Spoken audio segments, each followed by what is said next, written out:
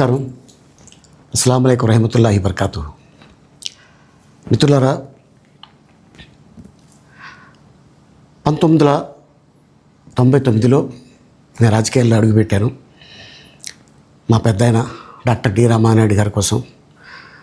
ఎందుకంటే నేను child artist తర్వాత నేను మళ్ళీ ఒక వయసు వచ్చిన తర్వాత నాకు అద్భుతమైన అవకాశం ఇచ్చి ప్రేమ ఖైదీ అనే సినిమాతోటి మళ్ళీ నా కెరీర్ స్టార్ట్ అయింది చైల్డ్ ఆర్టిస్ట్ తర్వాత. అలాగే వారు బాపట్ల నుంచి ఇలాగ నేను ఎంపీగా నుంచి ఉంటున్నాను, నువ్వు రావాలి, నా క్యాన్వాస్ చేయాలి అనగానే తప్పకుండా గురుగారు, ఎందుకంటే మీ సినిమా తర్వాత నేను మళ్ళీ ఒక ఆర్టిస్ట్గా నేను ఎదిగాను, సో డెఫినెట్గా నేను వస్తాను అని చెప్పి వెళ్ళటం జరిగింది. అప్పుడు టీడీపీ హయాంలో దాదాపు ఒకే పార్టీలో 20 సంవత్సరాలు నేను ఉన్నాను. తర్వాత మళ్ళీ ఇటు రావడం జరిగింది. నాకు అన్నం పెట్టింది ఫస్ట్ నా తెలుగు ఇండస్ట్రీ, నా తెలుగు ప్రజలు, ప్రేక్షక దేవుళ్ళు, నా నిర్మాతలు, నా డైరెక్టర్సు, నా హీరోలు. ఈ రోజున ఈ రేంజ్లో నేను ఎదిగాను. 45 సంవత్సరాలు ఇండస్ట్రీలో ఉన్నాను. దాదాపు 1200 సినిమాలు పైచిలుకు యాక్ట్ చేయడం జరిగింది. 6 భాషల్లో యాక్ట్ చేయడం జరిగింది. ఓకే, నేను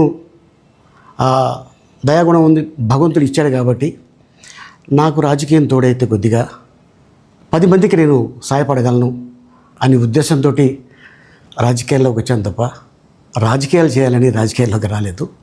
ఇండస్ట్రీ నాకు ఇంత మంచి లైఫ్ ఇచ్చింది, నేనేం చేస్తే బాగుంటుంది అని నలుగురిని చూసి నేను ఒక ట్రస్ట్ పెట్టుకున్నాను మా నాన్నగారి పేరున. దాదాపు 16 సంవత్సరాలు అవుతుంది నేను ట్రస్ట్ పెట్టుకొని. ఏ రోజు కూడా, ఈవెన్ దో కోవిడ్లో కూడా ప్రతి నెల వాళ్ళకి 1000 రూపాయలు నేను సాయం చేసేవాడిని. కోవిడ్లో కూడా ఆపకుండా అలా కంటిన్యూగా సాయం చేస్తూనే ఉన్నాను.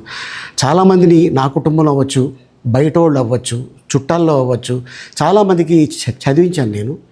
అండ్ అలాగే మా తల్లిదండ్రులు నాకు ఇచ్చిన ఒక గుణం అది అందరితో పంచుకోవాలని చెప్పి ఉద్దేశంతో నేను ట్రస్ట్ కూడా పెట్టుకున్నాను. నా ఇన్కంలో దాదాపు 20% నేను ట్రస్ట్కి ఇవ్వటం జరుగుతుంది. గతంలో కూడా చెప్పా, ఫారిన్ కంట్రీస్లో ఏదైనా ఈవెంట్స్ చేస్తే దాంట్లో నుంచి 60% ట్రస్ట్కి వెళ్ళి 40% నేను తీసుకునేవాడిని. సో ఇట్లాగా చాలా సేవలు చేసి ఉన్నాను కాబట్టి ఈ మాట కూడా నేను మీకు చెప్పుకుంటున్నాను. అండ్ అలాగే నేను వ్యక్తిగతంగా ఎవరి మీద ఏ పార్టీలో ఉన్నా కూడా నేను నా పార్టీ గురించి నేను పొగుడుతాను, అక్కడ ఉన్న వ్యక్తి ఎమ్మెల్యే క్యాండిడేట్ గురించి నేను పొగుడుతాను, నా నాయకుడిని నేను పొగుడుతాను తప్ప ఎప్పుడు ఎవరిని కూడా ఒక మాట అంటాం కానీ వాళ్ళ లైఫ్ గురించి కానీ వాళ్ళ పర్సనల్ లైఫ్ గురించి కానీ ఎప్పుడు కూడా ఏ వేదిక మీద కూడా మీరు వెతికినా కూడా దొరకదు. అండ్ అలాగే సో నేను ఈ రోజున మీ ముందుకి రావడానికి కారణం ఏంటంటే, నేను ఏ పార్టీ మనిషిని కాదు, ఏ పార్టీ సపోర్టర్ని కాదు, ఐఎమ్ జస్ట్ కామన్ మ్యాన్గానే ఉండి ఇక నా సినిమాలు, నా షూటింగ్లు నేను చేసుకుందామని చెప్పేసి అనుకుంటున్నాను. That's it. ఈ మాట చెప్పడానికే నేను మీ ముందుకు వచ్చాను. సో నేను ప్రతి 5 సంవత్సరాలకు ఒకసారి ఎలక్షన్లో మీరు వెళ్ళి ఎలా ఓటేస్తారో నేను కూడా ఒక కామన్ మ్యాన్గా వెళ్ళి ఓటేసి వస్తాను. సో రాజకీయాలకి స్వస్తి, గుడ్ బై, థ్యాంక్ యూ. అందరికీ చాలా చారిత్రాత్మకమైన రోజు ఇది. ఆంధ్రప్రదేశ్ 5 కోట్ల మంది ప్రజలు చాలా చారిత్రాత్మకమైన తీర్పిచ్చిన రోజు ఇది. ఏ మాటకైతే మనం కట్టుబడి ఉన్నామో ఆంధ్రప్రదేశ్ ప్రజలకి జవాబుదారీతనంతో ఉన్న ప్రభుత్వం స్థాపిస్తాం, ఏ మాట మీద అయితే మనం చెప్పామో కూటమి ప్రభుత్వం ఆ మాటను నిలబెట్టుకుంటుంది. ఈరోజు మీ అందరికీ జనసేన పార్టీ ఆఫీస్ కేంద్ర కార్యాలయం నుంచి, ఈ వేదిక నుంచి ఒకటే చెప్తా ఉన్నాను మీ అందరికీ, వైసీపీ వైఎస్ జగన్ గారు కానీ వారు నాకు వ్యక్తిగతంగా నాకు శత్రువులు కాదు.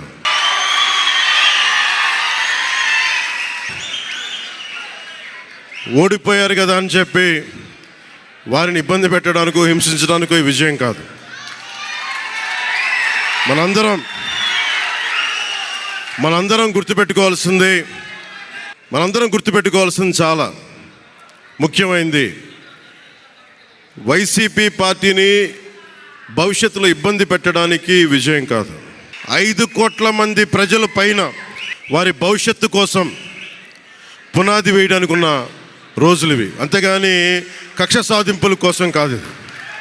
మనందరం ముఖ్యంగా జనసేన పార్టీ నాయకులు కానీ, జనసేన మద్దతుదారులు కానీ, జనసేన వీర మహిళలు కానీ, జనసేన నాయకులు కానీ గుర్తుపెట్టుకోవాల్సింది, ఇది కక్ష సాధింపు సమయాలు కాదు.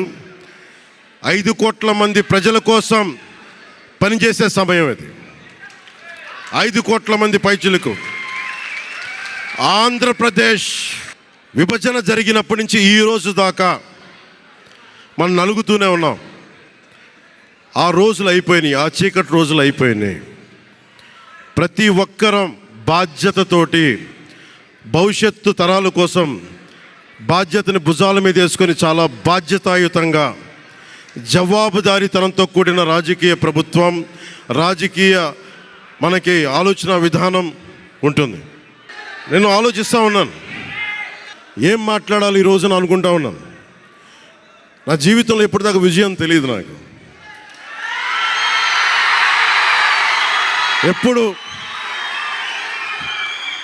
ఎప్పుడు ఒకే ఒకసారి సినిమాల్లో ఉన్నప్పుడు తొలి ప్రేమ అనే విషయం చూశాను.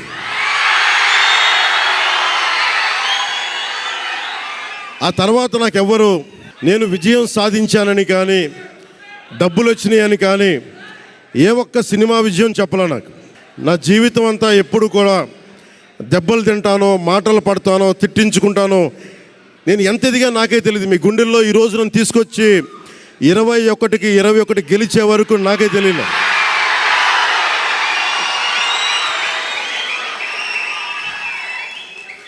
భారతదేశంలో 100కి 100% కొట్టామంటే జనసేన.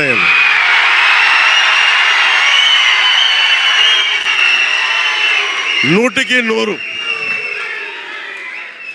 ఇది అంటే నేను ఎందుకు ఈ విజయం జనసేన లేదంటే మన జన సైనికులు, వీర మహిళలో జనసేన నాయకులది కాదు, కేవలం వారిదే కాదు, 5 కోట్ల మంది ప్రజల ఆకాంక్షదే.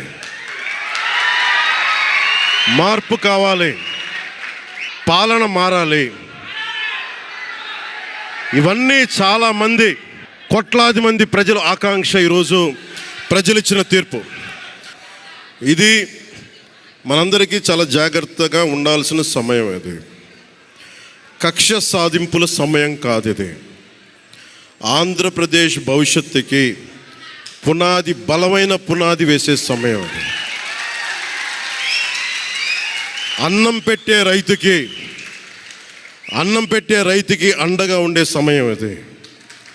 రక్షణ లేని ఆడబిడ్డలకి రక్షణ కల్పించే సమయం ఇది. ఆడబిడ్డల్ని, మహిళల్ని వారి కాళ్ళ మీద వాళ్ళు నిలబడగలిగేలా చేసే సమయం ఇది. నేను ఈరోజు ప్రభుత్వ ఉద్యోగులు కూడా మాటిస్తున్నాను. కాంట్రిబ్యూటరీ పెన్షన్ స్కీమ్ నేను చెప్పాను, నేను బాధ్యత తీసుకున్నాను. ఏరు దాటాక తెప్ప తగిలేసే రకం కాదు నేను. కాంట్రిబ్యూటరీ పెన్షన్ స్కీమ్ దానికి సరి సమానంగా అది కానీ మీకు న్యాయం వచ్చేలాగా సంవత్సరంలోపు తీసుకొస్తాను అని మాట ఇచ్చాం. తీసుకొచ్చి తీరుతాం, ఆ మాట మీకు ఇస్తున్నాం. మెగా డిఎస్సి నోటిఫికేషన్ విడుదల చేయించే బాధ్యత మనం తీసుకుందాం. యువత విలవిల్లాడిపోతూ ఉన్నారు, యువత నలిగిపోతూ ఉన్నారు. మీ చదువులకి తగ్గ ఉద్యోగాలు కానీ, మీ స్కిల్స్ని పెంపొందించి మీకు ఉద్యోగాలు కానీ, నేను మీకు చెప్తున్నాను, నాకు చాలా పెద్ద బాధ్యత ఇచ్చారు ప్రజలు. ఈ రోజున మామూలు బాధ్యత ఇవ్వాల. గెలిచింది, పోటీ చేసింది 21, 2 పార్లమెంట్లు, గెలిచింది 100%. కానీ బాధ్యత ఎంత ఉందంటే 175 సీట్లు మనమే గెలిస్తే ఎంత బాధ్యత ఉందో అంత బాధ్యతతో మేము పనిచేస్తాం. యువత నలిగిపోయి నేను మర్చిపోలేదు. ఆడబిడ్డలు ఇబ్బంది పడిపోయారు, మేము మర్చిపోలే. సగటు మధ్యతరగతి మనుషులు నలిగిపోయారు. రోడ్లు వెయ్యలా, గుంతలు వేశారు, అరాచకం చేశారు. అవన్నీ శాంతి భద్రతలు చాలా చాలా బలంగా ఉంటాయి, మీకు నేను మాటిస్తున్నాను. అతి తక్కువ వ్యవస్థల్లో రాజకీయ ప్రమేయం చాలా తక్కువ ఉండేలాగా, అధికారుల్ని వారి పని చేసుకునేలాగా ఈ ప్రభుత్వం ఉంటుంది, కూటమి ప్రభుత్వం ఉంటుంది. రైతుకి కష్టం వస్తే హక్కును చేర్చుకునే ప్రభుత్వం తప్ప తిరస్కారంగా చిన్న చూపు చేసే ప్రభుత్వం అవ్వదు మనకి ఈ కూటమి ప్రభుత్వం. నాకు రాజకీయాలు డబ్బు అవసరం లేదు. నేను మీకు మళ్ళీ చెప్తున్నాను. మీకు నేను డబ్బుల కోసం, పేరు కోసం రాజకీయాల్లోకి రాలేదు. మీలాగా నలిగిపోతారు చూసారా ప్రతి ఒక్కళ్ళు. సగటు మనిషి మాకు ఎవడు ఉండడేంటి, నా కులం లేదు, మతం లేదు, నా కష్టాన్ని ఎవరు చూడరేంటని ప్రతి ఊర్లో ఉండే ఒక సగటు మనిషి అనుకుంటాడు. ఆ మనిషి కష్టాలు నేను చూసిన వాడిని. ఆ మనిషికి భుజం కాయడానికి నేను వచ్చాను రాజకీయాల్లో. 2019లో ఓడిపోతే నా మానసిక స్థితి ఎలా ఉందో ఆ రోజున, ఈరోజు గెలిచినప్పుడు కూడా నా మానసిక స్థితి అలాగే ఉంది. అంతే ధైర్యంతో ఉన్నా. గెలుపు నాకు బాధ్యత ఇచ్చింది కానీ అహంకారం ఇవ్వలేదు, రాదు. ఇంకా భయం వేసింది. అందరూ నాకు శుభాకాంక్షలు తెలియజేస్తూ ఉంటే నాకు భయం వేసింది. ఎందుకంటే ఇల్లు అలకగానే పండగ కాదు ఇది. ఇల్లు అలకగానే పండగ కాదు, చాలా చాలా బాధ్యత కూడుకున్నది. భీమవరం, గాజువాక 2 చోట్ల ఓడిపోయినప్పుడు ఈ రోజున ఇంతమంది ఉన్నారు. ఈ రోజున, ఆ రోజున నా పక్కన నన్ను నమ్ముకున్న కొద్దిమంది తప్ప. కానీ నాకు ఒకటే అనిపించింది, నేను పరాజయం చూసి భయపడను, ఓటమి చూసి భయపడను. ఓటమి నాకు బలం ఇస్తుంది, ఓటమి నాకు ఉత్సాహం ఇస్తుంది అనుకున్నాను. దేనికి అంటే నేను ఒకటే నమ్మాను. చిన్నప్పుడు తిరుపతిలో యోగా నేర్చుకుంటున్నప్పుడు ఒకటే నమ్మాను, ధర్మో రక్షితి రక్షిత అని. నువ్వు ధర్మాన్ని నమ్మితే ధర్మం నిన్ను రక్షిస్తుంది అని. ఎప్పుడో ఒక 30 సంవత్సరాలు ఇంకా ముందే 18-19 ఏళ్ళప్పుడు చదివితే ఈ రోజున ధర్మం కోసం నిలబడ్డాం. ధర్మం కోసం నిలబడితే ధర్మం ఈరోజు మనంటే నిలబడింది. అందుకని మనస్ఫూర్తిగా ఏ శక్తి అయితే కనిపించని ఆ పరాశక్తి, కనిపించని ఆ దేవుళ్ళందరికీ కూడా ఈరోజు నేను కృతజ్ఞతలు తెలియజేసుకుంటాను. మనస్ఫూర్తిగా మీ అందరికీ, పిఠాపురం ప్రజలందరికీ